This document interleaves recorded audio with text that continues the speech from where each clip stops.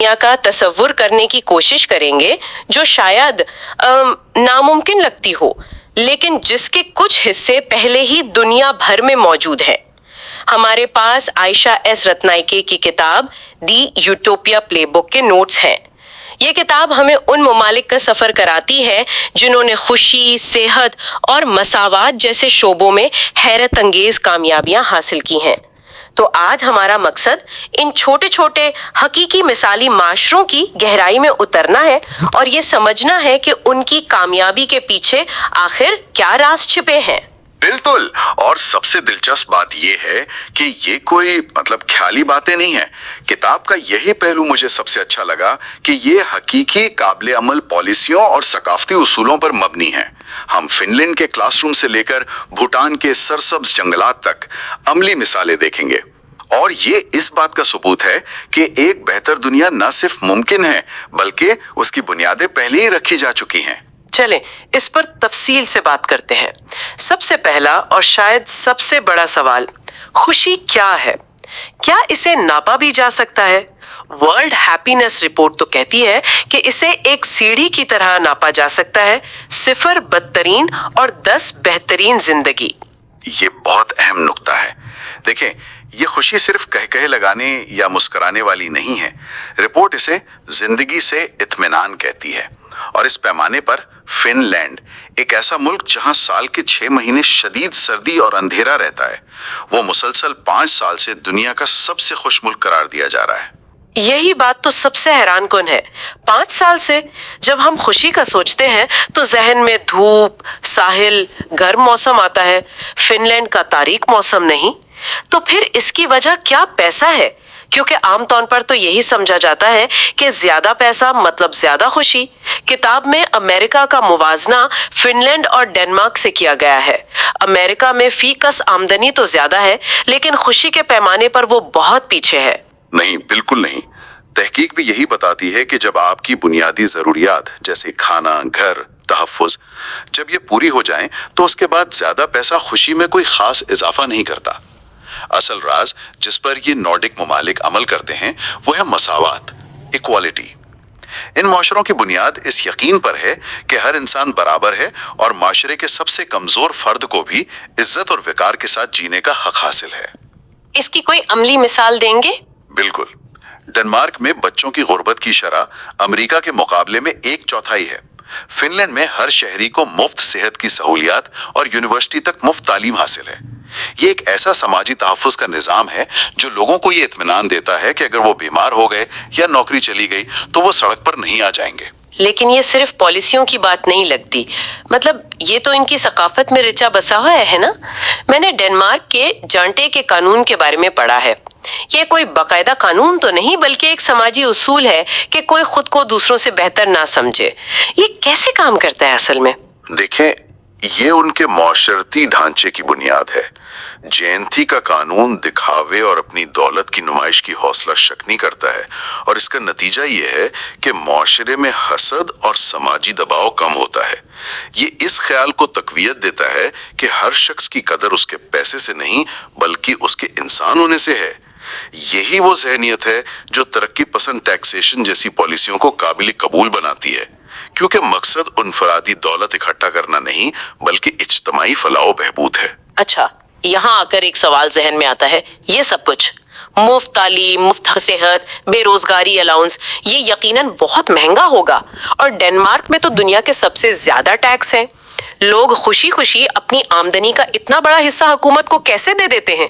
खुशी से टैक्स देना ये तो अपने आप में एक यूटोपिया लगता है। आपका सवाल बिल्कुल दुरुस्त है और ये शक फितरी है। यकीनन वहां भी इस पर सियासी बहस होती है, लेकिन फर्क ये है कि उन्हें अपनी सरमायाकारी पर ठोस और नजर आने वाला मुनाफा मिलता है। वो रोजाना अपने टैक्स के पैसों को बेहतरीन पब्लिक ट्रांसपोर्ट, साफ सुथरे पार्कों, मुफ्त यूनिवर्सिटियों और इस इत्मीनान की सूरत में देखते हैं कि अगर नौकरी चली भी गई तो 2 साल तक उन्हें माली मदद मिलेगी। तो ये टैक्स अदा करने की खुशी नहीं बल्कि उसके नतीजों से मिलने वाला गहरा इत्मीनान है। और ये भी बहुत दिलचस्प है कि उनकी खुशी का तस्वुर भी हमसे मुख्तलिफ है। ये बहुत जोशीली, पुरजोश किस्म की खुशी नहीं है। किताब में जिक्र है कि डेनिश जबान में खुशी के लिए 2 अल्फाज हैं, लिके اور گلیڈ. لکھے وہ عارضی خوشی ہے جیسے لاٹری جیتنا, اور گلیڈ روزمرہ کا پرسکون اطمینان. ان کا ہدف گلیڈ ہے. بالکل, اور اسی سے جڑا ہے ہگے کا تصور, جسے ہوگا کہتے ہیں. یہ صرف آرام دہ ہونے کا نام نہیں ہے, یہ تناؤ سے شعوری طور پر دور ہو کر حال میں جینے اور زندگی کی چھوٹی چھوٹی خوشیوں سے لطف اندوز ہونے کا نام ہے. جیسے سردیوں کی ایک شام میں دوستوں کے ساتھ بغیر فون کے سادہ سا کھانا کھانا, یا گرم کمبل میں بیٹھ کر کتاب پڑھنا.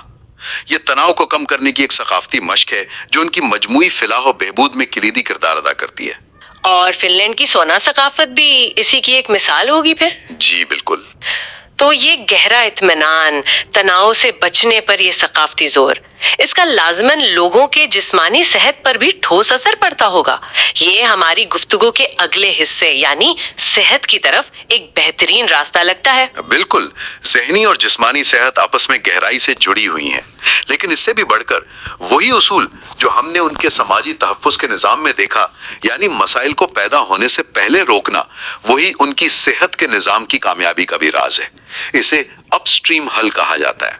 بالکل, اور اس کی سب سے بہترین اور خوبصورت مثال فن لینڈ کا زچگی باکس ہے. اوہ ہاں, یہ تو مجھے بہت ہی دلچسپ لگا. حکومت ہر حاملہ ماں کو ایک باکس دیتی ہے جس میں بچے کے لیے کپڑے, بستر اور دیگر ضروری سامان ہوتا ہے, اور وہ باکس خود بچے کا پہلا بستر بھی بن سکتا ہے. یہ تو ایک بہت ہی سادہ اور شاندار آئیڈیا ہے.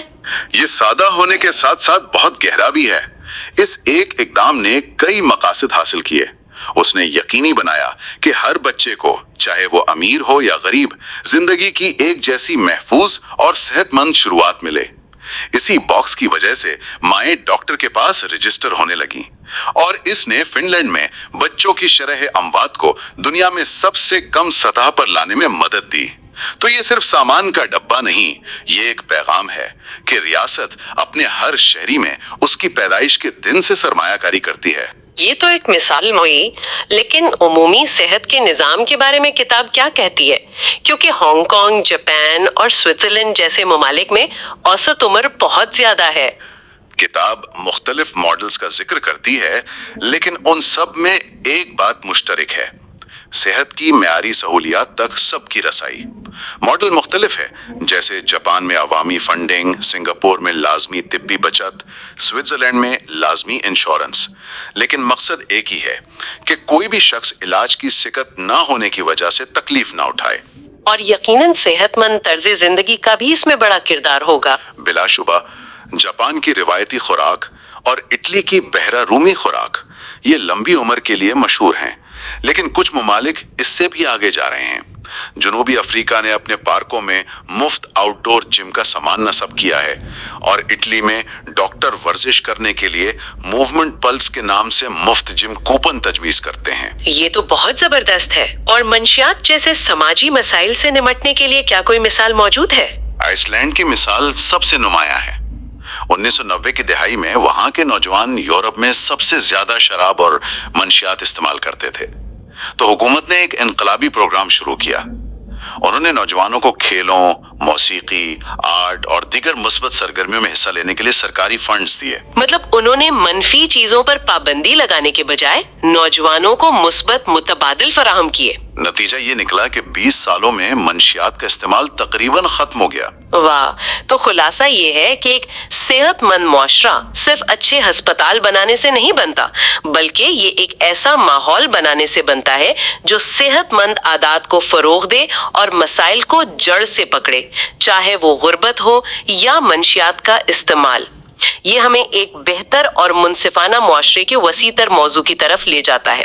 اس کی بنیاد اچھی حکمرانی, مساوات اور ماحول دوستی پر ہوتی ہے. تو حکمرانی سے شروع کرتے ہیں. ایک قابل اعتماد نظام کیسا ہوتا ہے؟ اس کا پیمانہ ہے اداروں پر عوام کا اعتماد اور کرپشن کی کم ترین سطح. اس معاملے میں ڈنمارک اور نیوزی لینڈ سر فہرست ہیں. ان کی کامیابی کا ایک بڑا راز مشترکہ قیادت ہے. وہاں کوئی ایک پارٹی پوری حکومت پر قابض نہیں ہو جاتی, بلکہ اکثر مخلوط حکومتیں بنتی ہیں. اس سے انہیں سمجھوتا کرنا پڑتا ہے اور طویل مدتی پالیسیاں بنانی پڑتی ہیں جو پورے ملک کے لیے بہتر ہوں. جیسے سوئٹزرلینڈ میں، جہاں صدر کی طاقت مزید 6 لوگوں کے ساتھ برابر تقسیم ہوتی ہے اور صدارت ہر سال بدلتی ہے۔ اس سے کسی ایک شخص کے ہاتھ میں بہت زیادہ طاقت جمع نہیں ہوتی۔ اور آسٹریلیا میں ووٹ ڈالنا لازمی ہے۔ بہت سے لوگ اسے آزادی پر قدغن سمجھ سکتے ہیں۔ کتاب اس کے حق میں کیا دلیل دیتی ہے؟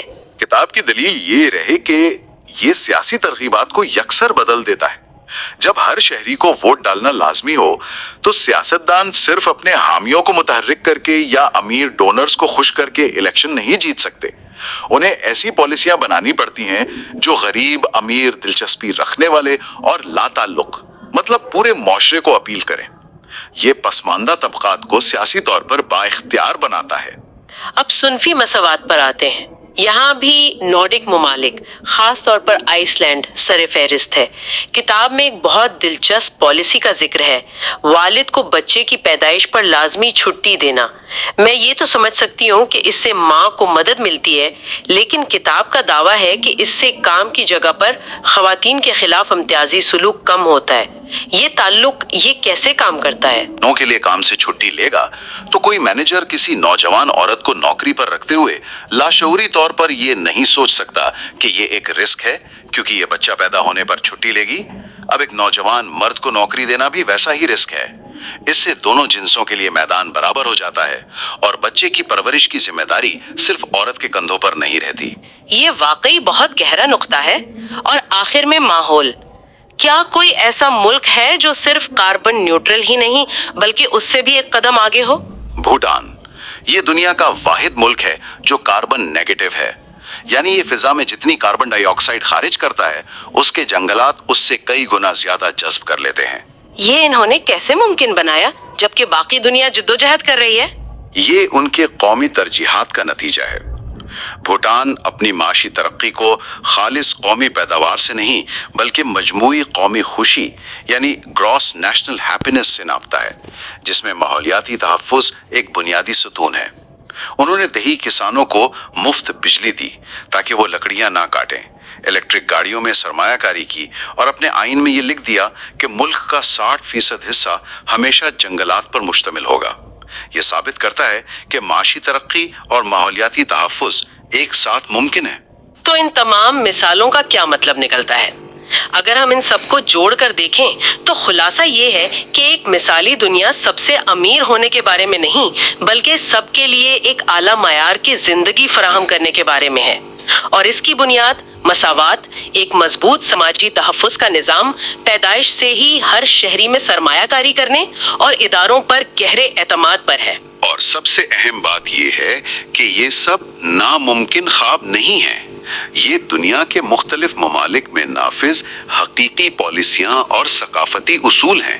یہ کتاب ہمیں امید دلاتی ہے کہ یوٹوپیا کے ٹکڑے پہلے سے ہی ہمارے آس پاس بکھرے ہوئے ہیں، ہمیں بس انہیں جوڑ کر ایک بڑی تصویر بنانے کی ضرورت ہے۔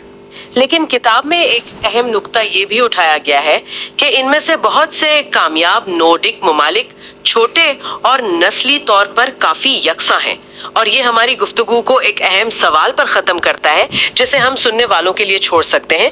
مساوات، اعتماد اور کمیونٹی کے یہ اصول جو ان چھوٹے اور یکساں معاشروں میں کامیاب ہوئے ہیں، انہیں امریکہ، بھارت یا پاکستان جیسے بڑے زیادہ متنوع ممالک میں جو مختلف تاریخی اور سماجی چیلنجز کا سامنا کر رہے ہیں، کیسے لاگو اور اپنایا جا سکتا ہے۔